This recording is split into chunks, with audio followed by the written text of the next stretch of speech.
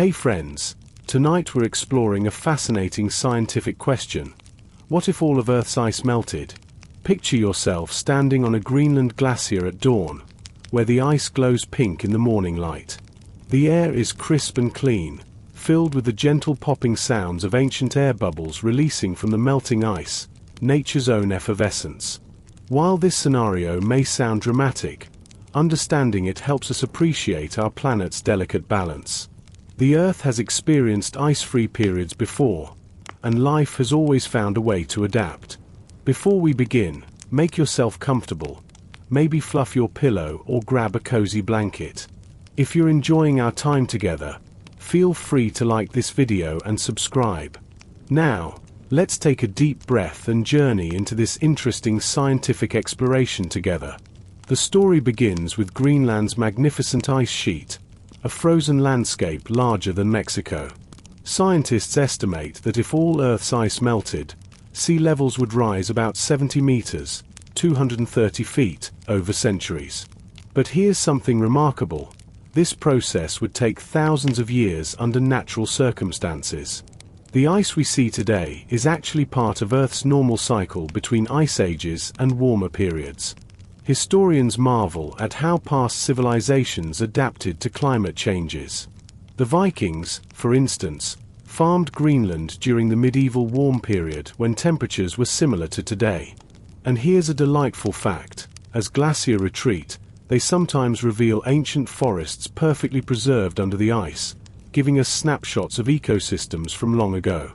Mainstream science tells us that Earth was completely ice-free during much of the dinosaur era, when lush forests extended to the poles. Life flourished in these warmer conditions, though in different forms than today. So as we begin this exploration, remember, our planet is resilient, and understanding these changes helps us become better stewards of Earth's future. Imagine standing on a beach as the tide gently rolls in, each wave kissing the shore just a little further up the sand than the one before it. This is how sea level rise begins, not with a dramatic splash, but with the quiet persistence of water finding its new level. If all of Earth's ice melted, our coastlines would gradually reshape themselves over centuries, creating new bays, inlets, and eventually entirely new seas. The most immediate changes would appear in places like the Netherlands, where nearly a quarter of the country already lies below sea level. You'd see their remarkable dike systems rising to meet the challenge, much like the floating neighborhoods already being tested in Amsterdam. These aren't dystopian visions, but examples of human ingenuity adapting to changing environments, just as Venice has done for centuries. Historians note that coastlines have always been in flux. The Persian Gulf was once dry land that flooded about 8,000 years ago, creating rich ecosystems where civilizations later flourished. Similarly, Britain was connected to Europe by a land bridge called Doggerland until rising seas created the English Channel. Here's an interesting tidbit. As sea levels rise, new shipping routes may open across the Arctic, potentially creating new economic opportunities in northern communities.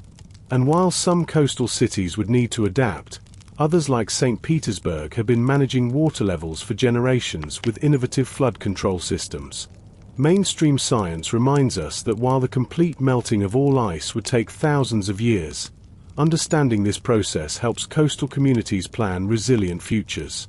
After all, change is the one constant in our planet's long history, and human creativity has always risen to meet it. Picture yourself floating in a kayak through what was once a coastal forest, but now gently bobs as a new mangrove wetland. The saltwater has transformed this landscape over decades, and life has responded in extraordinary ways. Trees that couldn't tolerate salt have made way for resilient mangroves, their tangled roots creating nurseries for young fish. A great blue heron stands motionless in the shallows, proving that nature doesn't disappear, it transforms. As freshwater ecosystems gradually mix with rising seas, we're already seeing remarkable adaptations. In Florida's Everglades, salt-tolerant sawgrass hybrids are emerging naturally. In Bangladesh, farmers are cultivating flood-resistant rice varieties that can thrive in brackish water. These aren't emergency measures, but examples of the quiet revolution always happening at nature's edges. Historians remind us that ecosystems have survived far greater changes. When the glacier retreated after the last ice age, oak forests marched northward at about 1,000 feet per year. Today, conservationists are creating migration corridors to help species adapt, not out of desperation, but as thoughtful participants in Earth's endless dance of change. Here's a hopeful observation. Newly submerged coastal areas often become incredibly productive fisheries.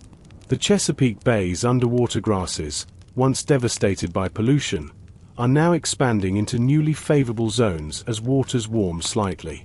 And in the Arctic, melting permafrost reveals not just challenges, but ancient seeds that sometimes sprout into plants unseen for millennia. Mainstream science shows that while change can be disruptive, nature's toolbox is deep. Coral reefs that seemed doomed are now revealing supercorals that withstand warmer waters.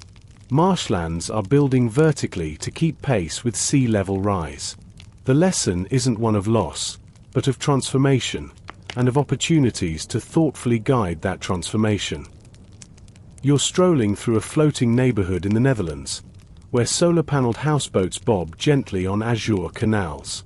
Children pedal water bikes to school, passing vertical farms that grow strawberries in repurposed shipping containers.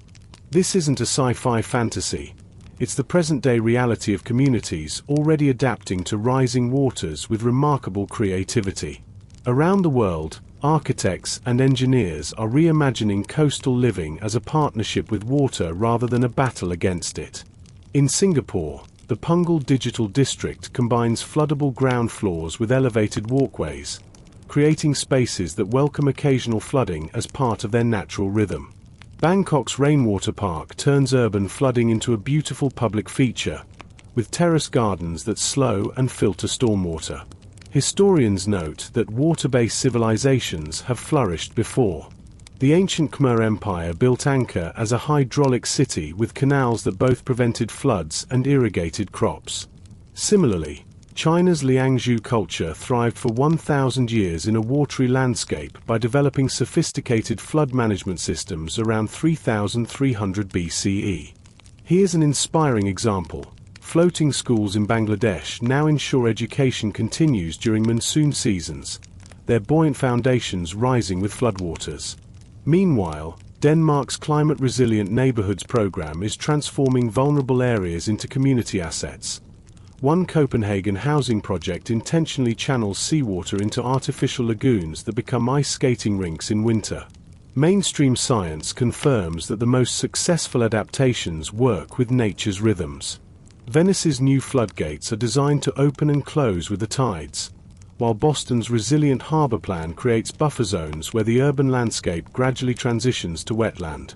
The message is clear: human settlements have always evolved with their environments, and this next chapter might be our most innovative yet.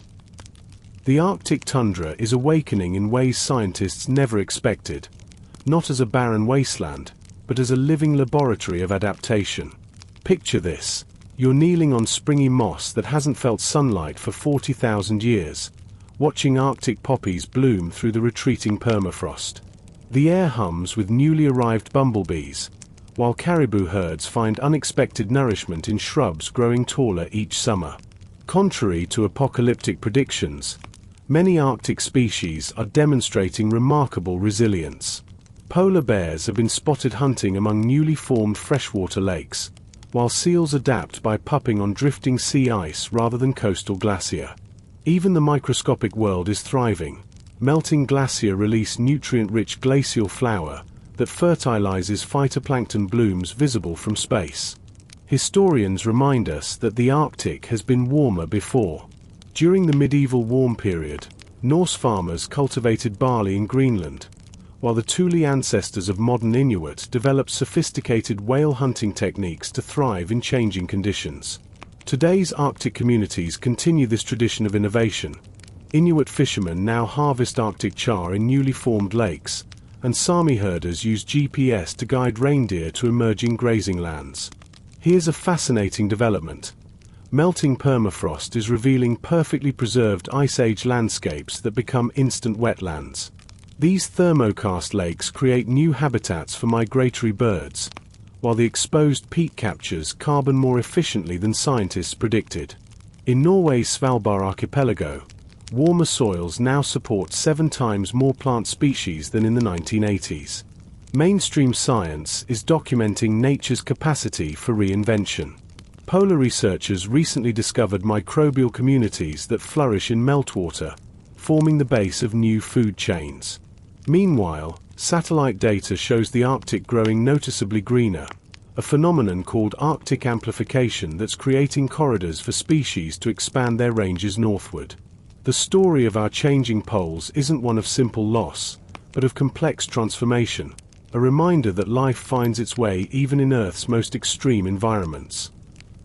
The Antarctic Peninsula is experiencing a quiet revolution as its icy grip loosens, not a collapse, but a gradual unveiling.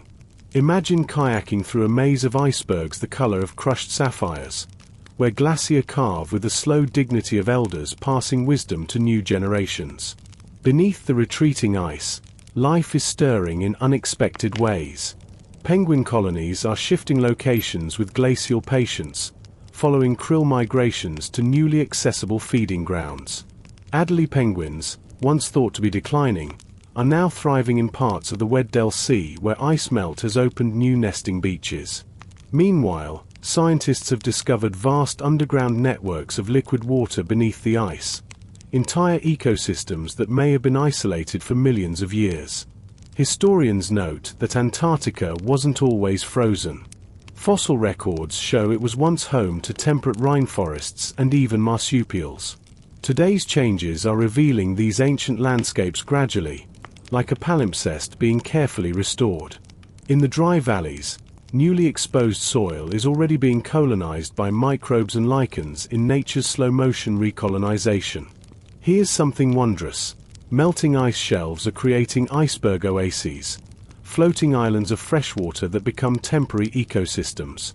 These drifting habitats attract seabirds, seals, and even specialized algae that stain the ice pink.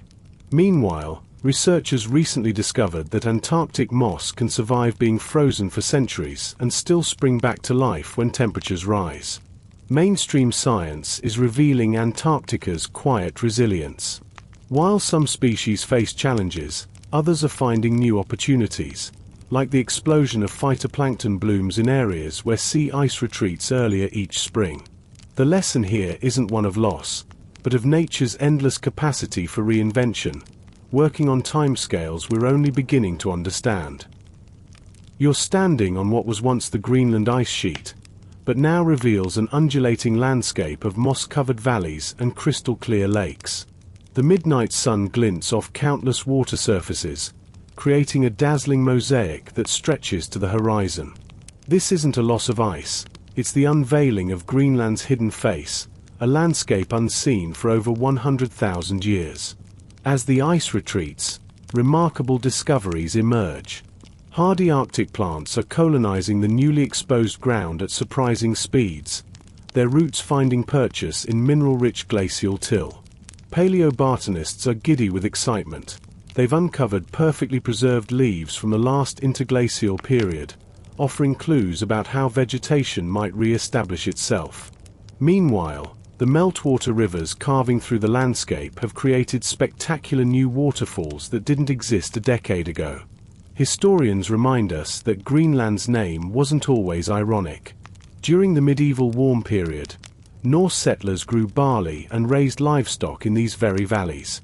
Today's changes are revealing their long-buried settlements, complete with tools and animal bones that tell stories of previous adaptations to climate shifts. Here's something unexpected. The newly exposed land is already drawing a different kind of pioneer. Geologists have discovered rare earth elements crucial for renewable energy technology, while glaciologists study the intricate ecosystems forming in cryoconite holes, tiny meltwater pockets on remaining ice that teem with microbial life. Mainstream science shows that while the ice sheet's reduction is significant, the transformation is creating new research opportunities. Biologists track how Arctic foxes and musk oxen expand their territories, while climate modelers use the changes to refine predictions. The story of Greenland's thaw isn't simple. It's a complex interplay of loss, discovery, and nature's relentless capacity for renewal. The Himalayan glacier are retreating like shy giants, revealing landscapes untouched by human eyes for millennia. You're hiking through a high valley where the air is crisp with the scent of newly exposed earth and alpine flowers pushing through thawing soil. The mountains aren't disappearing, they're transforming, their snowy crowns giving way to rugged rock faces that catch the morning sun in dramatic new ways. These changes are rewriting the region's water story. While some glacier-fed rivers initially swell with meltwater, others are stabilizing as nature finds new balances. In Ladakh, engineers are building ice stupors, artificial glacier that store winter melt for dry seasons. Farmers in Nepal are adapting with surprising agility, switching to drought-resistant crops like buckwheat and quinoa that thrive in the changing conditions. Historians note that Himalayan cultures have always lived with change. The 8th century monasteries built on seemingly precarious cliffs testify to human adaptability. Today, we're discovering even older stories, ancient trade routes emerging from retreating ice, complete with perfectly preserved artifacts that give voice to long-gone travelers. Here's a fascinating development. The warming climate is creating new habitats at higher elevations. Blue pine forests are climbing uphill, while snow leopards are being spotted in areas previously too icy for hunting. Scientists recently documented over 200 plant species establishing themselves in zones that were barren glacier just decades ago. Mainstream research shows the region's water systems are more resilient than expected. Underground aquifers are compensating for some glacial loss, while monsoon patterns are shifting rather than disappearing. The Himalayas remind us that change isn't always loss, it's often just change, demanding our attention and respect as we learn to flow with it. The world's rivers are undergoing a quiet metamorphosis as glacial sources dwindle. Picture yourself fly fishing at dawn on what was once a raging meltwater river, now transformed into a gentler waterway where the morning mist rises like breath from the earth. The water runs clearer as sediment loads decrease, revealing polished stones that haven't seen sunlight since the last ice age. These changes are creating unexpected opportunities for river ecosystems. In the Pacific Northwest, salmon are finding new spawning grounds in tributaries that were previously too turbulent. The Danube's reduced summer flows have exposed ancient riverbed forests that now serve as nurseries for young fish. Even the Ganges, though diminished, is becoming more stable in its seasonal patterns as rainfall replaces glacial melt in its hydrology. Historians remind us that rivers have always shaped civilizations, and been reshaped in return. The ancient Egyptians built their calendar around Nile floods that no longer occur due to the Aswan Dam. Today's changes invite similar innovation. Dutch engineers are pioneering room for the river projects that allow controlled flooding, while Bhutanese communities plant water-retaining terraces to slow mountain runoff. Here's a hopeful development. Many rivers are becoming more biologically diverse as temperatures stabilize. Scientists have documented mayfly species returning to stretches of the Rhine that were once industrial dead zones. In Alaska, the newly exposed Copper River Delta has become the world's largest contiguous wetland, supporting millions of migratory birds. Mainstream science shows that while the age of glacial-fed rivers may be passing, new hydrological chapters are beginning. From the Colorado to the Yangtze, water systems are demonstrating nature's remarkable ability to find equilibrium, and offering lessons in resilience for the communities that depend on them. You're floating in a kayak through what was once permafrost, now transformed into a sprawling network of interconnected thermokarst lakes. The water is surprisingly clear, reflecting the vast Arctic sky as dragonflies dart between newly emerged vegetation. This isn't drowning land, it's the earth breathing anew, exchanging frozen methane for liquid ecosystems teeming with life. Across the north, these thaw landscapes are becoming biodiversity hotspots. Aquatic plants never before recorded in the Arctic are establishing themselves, their seeds carried by migrating birds or awakened from ancient dormancy. Fish species like northern pike are expanding their ranges into newly formed waterways, while the lakes themselves act as carbon sinks as aquatic plants flourish in the nutrient-rich waters. Historians note that indigenous communities have long predicted these transformations. Inuit oral histories describe landscapes that breathe with the seasons, and now traditional knowledge is guiding scientists to understand the pace and patterns of change. In Siberia, reindeer herders navigate the new lake networks using skills passed down through generations of living with land in flux. Here's a remarkable finding: these thaw lakes are creating their own microclimates. The open water moderates local temperatures, allowing shrubs and grasses to establish where only moss grew before. Researchers have discovered that some areas are actually becoming greener and more productive even as the climate warms, a phenomenon called Arctic greening. Mainstream science is revealing how nature compensates. While permafrost releases greenhouse gases as it thaws, the new wetlands are proving effective at sequestering carbon through rapid plant growth. The lesson isn't about loss, but about transformation, and about observing carefully as the Arctic writes its next chapter. The world's coastlines aren't just receding, they're being reborn as dynamic living systems. Picture yourself walking along what was once a concrete seawall, now transformed into a thriving living shoreline where oysters build natural breakwaters and cordgrass dances with the tides. The air carries the briny scent of regeneration as waves deposit sediment that builds new landforms inch by inch. These evolving edges are becoming laboratories for innovative coexistence. In Louisiana's Atchafalaya Basin, the river naturally builds new delta land at a rate of a football field every hour. A process engineers are now mimicking elsewhere with sediment diversion projects. Singapore's sand motors harness ocean currents to gradually reshape coastlines, while Denmark's Building with Nature initiative lets sandbars migrate naturally to protect inland areas. Historians remind us that coastal civilizations have always adapted. The ancient Khmer capital of Angkor managed water through elaborate systems that alternated between wet and dry seasons. Today's coastal communities are drawing from this wisdom. Maldives islanders grow coral frames that grow into natural seawalls, and Bangladesh's floating schools rise with monsoon floods. Here's something unexpected: some coastal ecosystems are thriving with sea level rise. Mangroves in Papua New Guinea are migrating inland faster than scientists predicted, while salt marshes along the US East Coast are building vertically through natural accumulation of organic matter. Researchers recently discovered that certain marsh grasses actually grow better when partially submerged, their stems elongating to stay above water. Mainstream science confirms that while change is inevitable, collapse isn't. From Venice's Meuse floodgates to Boston's Design to Flood parks, humanity is learning to work with water rather than against it. The coasts of tomorrow may look different, but they're proving just as vibrant as those we know today. The world's disappearing glacier are revealing nature's remarkable ability to fill empty spaces with new life. Imagine hiking through a valley where ice once towered hundreds of feet thick, now cradling a young forest alive with birdsong.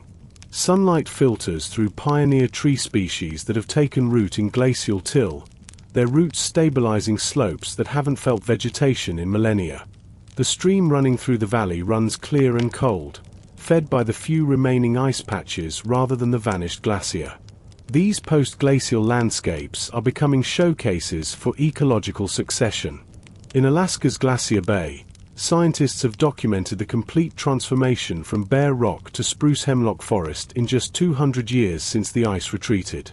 Similarly, the European Alps are seeing rapid colonization by dwarf willows and alpine flowers in areas exposed by shrinking glacier. Even the soil is rebuilding itself. Cyanobacteria create the first organic matter, followed by mosses that eventually give way to flowering plants. Historians note that humans have witnessed such transformations before. Medieval monks in the Swiss Alps recorded villages expanding into areas previously considered permanently frozen. Today, we're seeing this process accelerate. In Norway, farmers are reclaiming land last cultivated during the Viking Age's warm period, while Icelandic communities are experimenting with new crops in warming southern valleys. Here's an inspiring development. Some species are thriving in these new habitats. American pikas, small mountain-dwelling mammals, are expanding their range upward as temperatures warm. Butterflies like the Sierra Nevada blue are finding new host plants in previously inhospitable areas. Researchers recently discovered that certain cold-adapted flowers actually produce more nectar in warming conditions, benefiting pollinators. Mainstream science confirms that while individual glacier may disappear, the water cycle continues adapting. New wetlands form where ice once stood, groundwater systems recharge differently, and mountain ecosystems demonstrate surprising resilience. The story isn't about endings. It's about nature's endless capacity for reinvention. The Arctic Ocean is quietly rewriting the rules of marine life as its icy cover diminishes. Picture yourself on a research vessel breaking through thin autumn ice, where the midnight sun glitters on open water that would have been frozen solid decades ago. The sea here pulses with unexpected vitality. Juvenile fish dart beneath algal blooms that now flourish where thick ice once blocked sunlight, while bowhead whales exploit new feeding grounds along ice-free coasts. This transformation is creating a cascade of ecological surprises.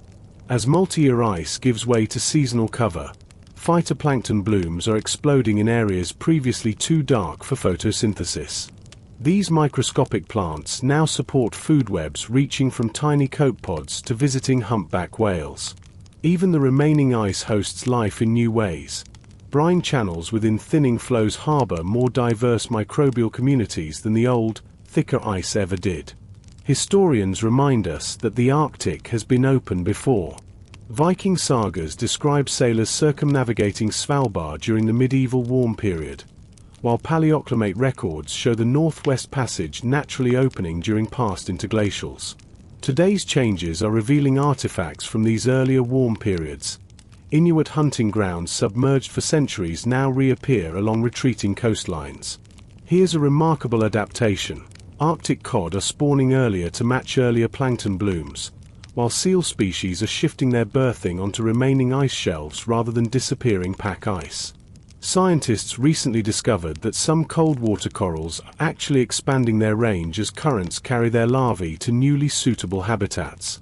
Mainstream research shows the Arctic ecosystem isn't collapsing, it's reorganizing. While some iconic species face challenges, others are finding new opportunities in this evolving seascape. The lesson isn't about loss, but about paying attention as nature writes its next chapter in this rapidly changing marine world.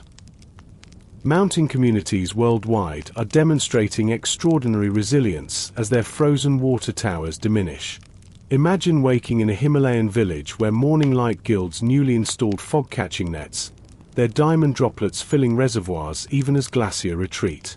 Down valley, engineers have restored ancient underground aqueduct systems called canats that sustained these landscapes for centuries before modern pumps.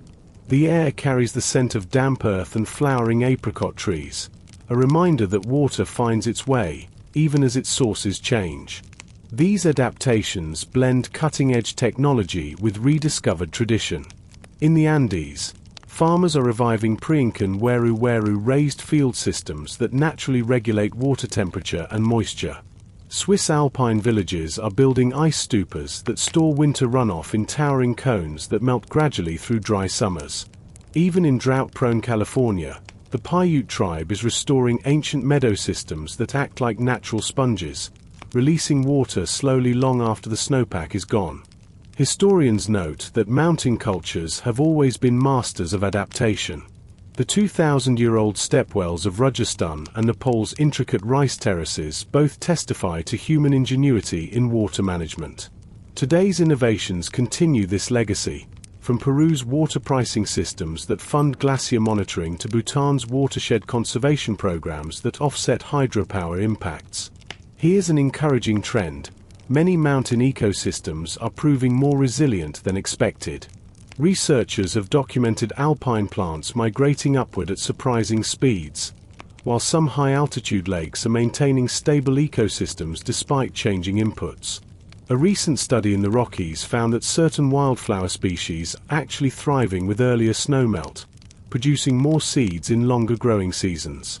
Mainstream science confirms that while the age of permanent mountain ice may be passing, new hydrological systems are emerging. From the Alps to the Andes, communities are showing that human creativity can flow as persistently as the mountain streams they depend on. As our journey through Earth's changing cryosphere concludes, picture yourself standing at twilight where glacier meets ocean in Alaska. The ice before you carves with the quiet dignity of an elder sharing wisdom, each berg becoming its own floating ecosystem as it begins its slow journey seaward. The air carries that distinctive polar scent, crisp, metallic, alive with possibility. This isn't an ending, but a transformation witnessed in geological real time. We've seen how nature adapts with quiet determination, Arctic tundra greening where ice retreated, new wetlands forming in thawed permafrost, coastlines rebuilding themselves grain by grain. Human communities too are rediscovering ancient wisdom, floating villages that rise with tides, fog catchers that harvest mountain mists, cities learning to welcome water rather than fight it. Historians will likely look back on this era not as collapse, but as a great turning, when we finally learned to read landscapes with humility. The Inuit language has dozens of words for ice in transition, reminding us that change itself is nothing new.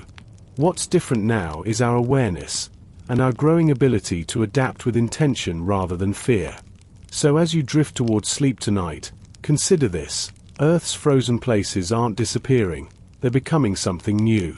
And we get to witness, protect, and learn from this transformation. The story continues, and our role in it is still being written. Let your breathing slow to match the rhythm of the tides we've explored tonight. Feel your connection to the water cycles that shape our world.